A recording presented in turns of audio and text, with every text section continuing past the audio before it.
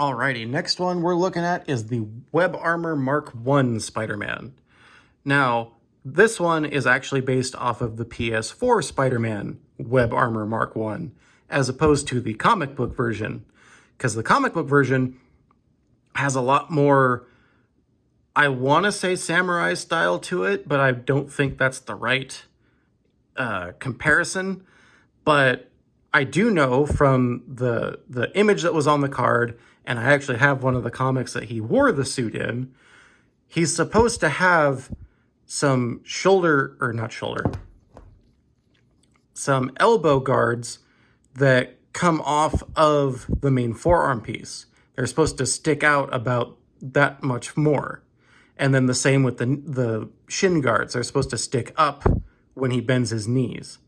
But this is still a very good looking figure. However, it is not as posable as I would like. It's not as posable as the Ben Reilly or the symbiote Spider-Man from the same wave. I don't know why they didn't do the same body for all three, since they were all three going to be in the same wave. But I don't know. It's still pretty good. I do like that his costume is textured on the black parts. It's got kind of a honeycomb pattern to it. I do like that he's got the armor bits on going up to his fingers. He's got these little riblets, and I don't know if those are supposed to be silver and they just didn't do it, or if that's how it actually looks. I actually haven't played Spider-Man PS4, so I don't know how this costume looks in-game. But he doesn't have a butterfly joint like the Ben Reilly and the symbiote Spider-Man do, which is a little disappointing, especially since you can see on his back the spider is quartered to show that if he were, to flex his muscles and kind of arc back, those were made to bend that way. And it gives a little bit more realism to it in that aspect, but it makes me wish that you actually had the butterfly joint to go with it. I do like his face. It does look really nice. It's a really good head sculpt. And I like the black of the eyes with the silver outline. And as for accessories, he does have fists, 2 fists.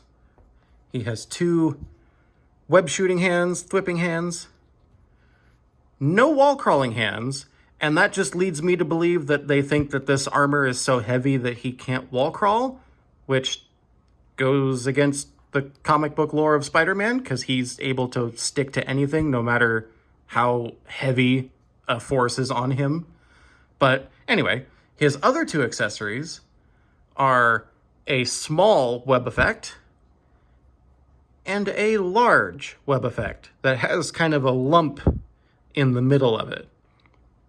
And it wasn't until recently I learned that this web piece has been used before, because since in the same wave Hammerhead is in, or he's in the same wave that Hammerhead is in, and Hammerhead has a bat as an accessory, I kind of figured you could use it. Fits perfectly.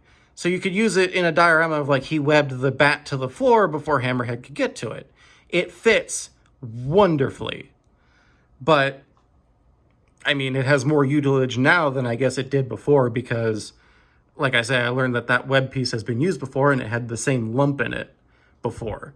So, but yeah, all in all, not my favorite of the Spider-Men that I currently own, but he's also not the worst of the Spider-Men that I own. He's right in the middle, right in the middle.